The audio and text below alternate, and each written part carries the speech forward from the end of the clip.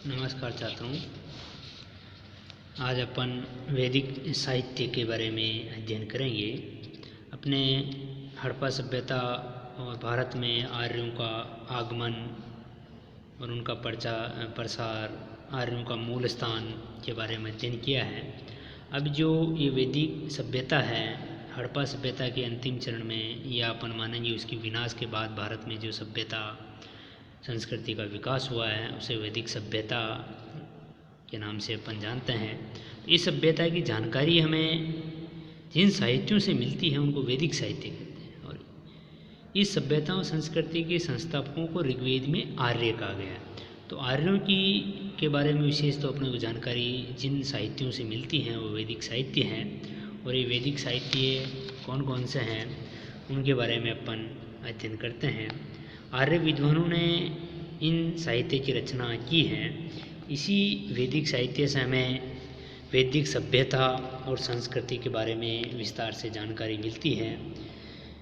और इन वैदिक साहित्य के बारे में संक्षेप में अंदर अपन ने प्राचीन भारत का इतिहास जानने के जो स्रोत हैं उनमें अपन ने वेद, आरण्य ग्रंथ, उपनिषद इनका अध्ययन किया है।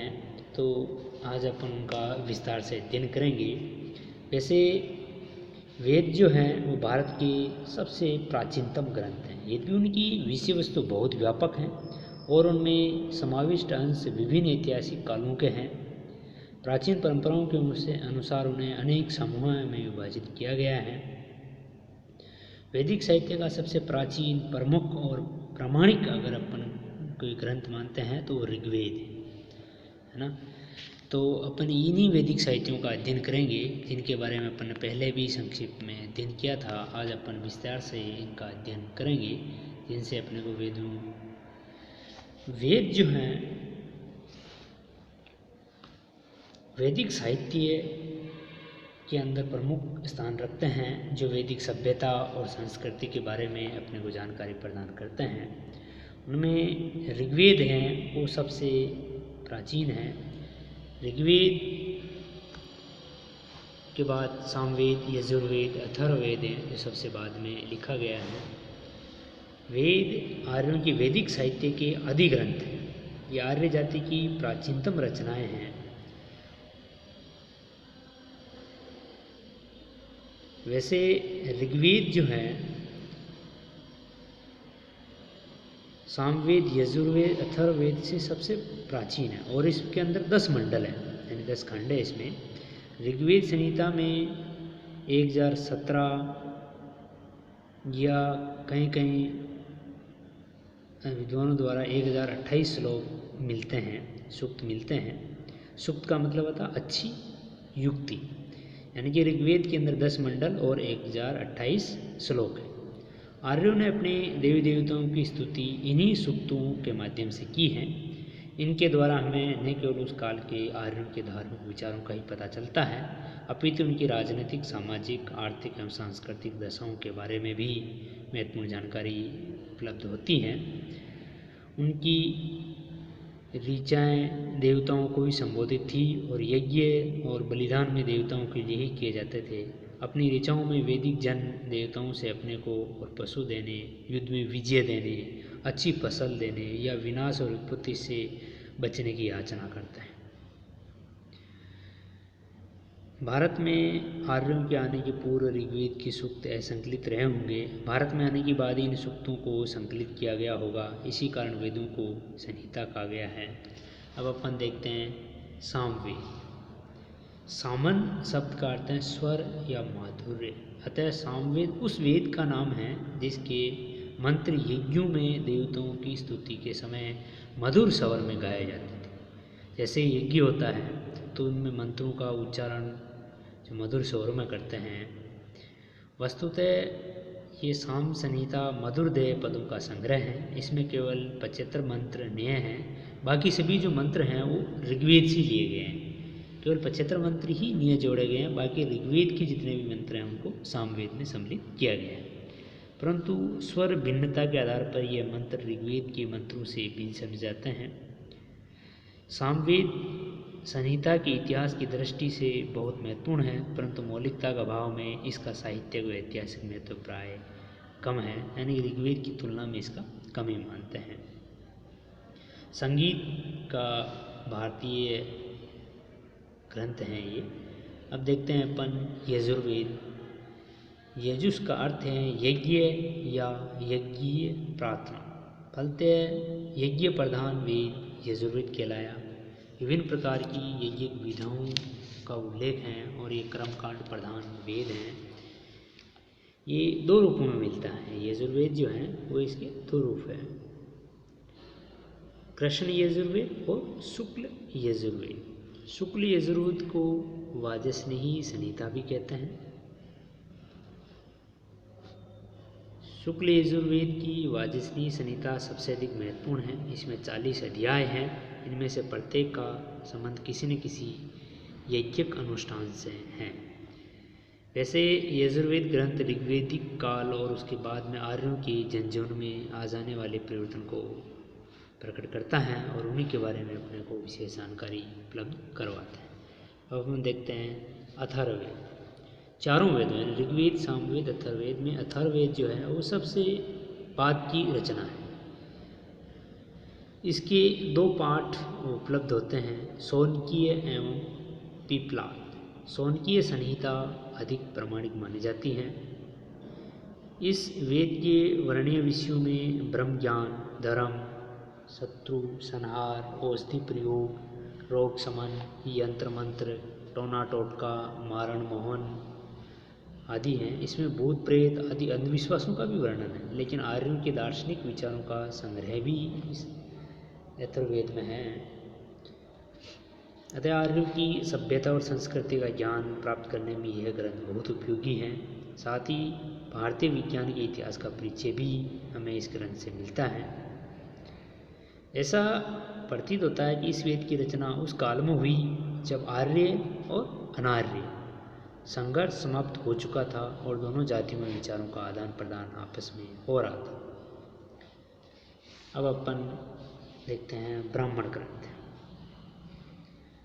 समय के साथ साथ आर्यों की जो यज्ञ करने उनके कर्म कांडों में बहुत ही ज़्यादा वृद्धि हो गई थी और उनका विधान बहुत ही व्यापक और जटिल होता गया।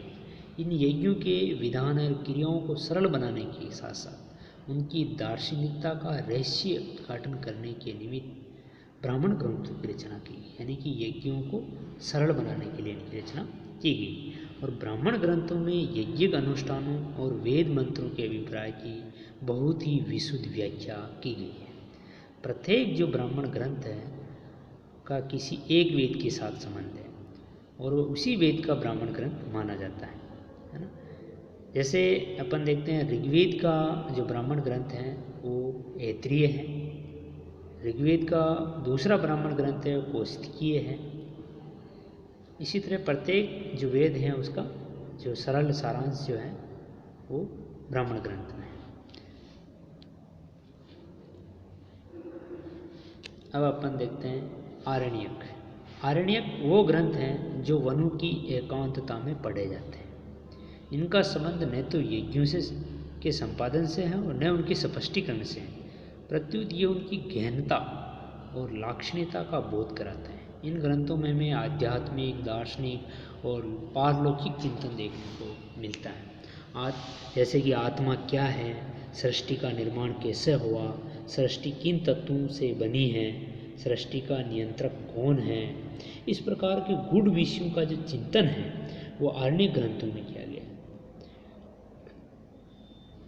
वस्तुतः ये जो आरण्य ग्रंथ हैं वो ब्राह्मणों ग्रंथ के ही भाग हैं। इसे पता चलता है कि आर्य ऋषियों का एक वर्ग आध्यात्मिक चिंतन में संलग्न था।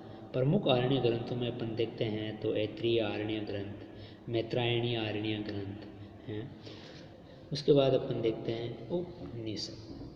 उपनिषद किसी के समीप बैठना, अर्थात शिष्य का गुरु के समीप बैठकर ज्ञान प्राप्त करना। ब्रह्म विषयक होने के कारण उपनिषदों को ब्रह्म विद्या अथवा आध्यात्मिक विद्या भी कहा गया है। इन्हें वेदांत भी कहा जाता है। वेदांत और उपनिषद एक का ही नाम है, क्योंकि वेदों में जो विचार उपलब्ध हैं उन्हीं का परिपक्व रूप उपनिषेदों में मिलता है। उपनिषेद भारतीय तत्व ज्ञान का मूल स्रोत हैं। उपलब्ध उपनिषद ग्रंथों की संख्या लगभग 200 है, किंतु उनमें से केवल 12 का स्थान महत्वपूर्ण है, जिनमें है ईश, कैन, कंठ, प्रश्न, मुंडक उपनिषेद, है ना, ये प्रमुख है। वैसे इन जो उपनिषदों का जो प्रमुख विषय है वो दर्शन है। वेदों में ज्ञान मार्ग संबंधी जो बातें बिखरी हुई पाई जाती है उन्हीं का विकास आगे चलकर उपनिषदों में हुआ है। इनकी प्रवृत्ति उपासना की और यज्ञ से चिंतन की ओर, ब्रह्म प्रकृति की आराधना से अंतरात्मा की खोज की ओर है। उपनिषद हिंदू धर्म के तो प्रमुख सिद्धांत है ही, विभिन्न धार्मिक विचारधाराओं के भी आधार हैं। अब अपन देखते हैं वेदांग। उत्तर वैदिक काल के अंतिम चरण में लोग जो वेद मंत्रों का वास्तविक अर्थ को भूलने लगे थे, क्योंकि पहले क्या थी, लोग याद रखते थे, याददाश्त पर निर्भर करते थे, वो भूलने लगे। तो कुछ लोग मनमाने ढंग से उनकी व्याख्या करने लगे, अपनी मर्जी से व्याख्या होने लगी। ऐसी स्थिति में उनकी शुद्धता कायम रखने के लिए, मंत्रों की जो शुद्धता है उसको कायम रखने के लिए सही टीका करने की आवश्यकता महसूस हुई। और इसी आवश्यकता से वेदांग, ये वेदांग विषय प्रमुख रूप से 6 हैं।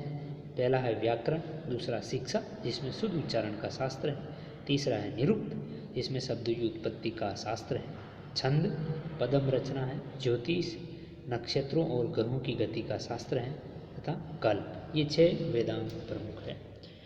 अब अपन देखते हैं स्मृति साहित्य। वैदिक साहित्यों में स्मृति साहित्य का भी महत्वपूर्ण स्थान है। स्मृतियाँ अनादिकाल से चली आती हुई सामाजिक परंपराओं की सीमा निर्धारित करती हैं। इनमें मानव जीवन के विभिन्न क्रियाकलापों के विधान या निषेध वर्णित हैं। स्मृतियों की संख्या वैसे अनेक है, परंतु जो मेन है, जो अपने इतिहास के बारे में अपने को वैदिक साहित्य के से अपने को जिसमें स्थान देते हैं अपन, और वैदिक सभ्यता के बारे में, संस्कृति के बारे में अपने को जानकारी प्रदान करने वाली जो स्मृतियाँ हैं उनमें मनुस्मृति और याज्ञवल्क्यीय स्मृति प्रमुख है। धन्यवाद छात्रों।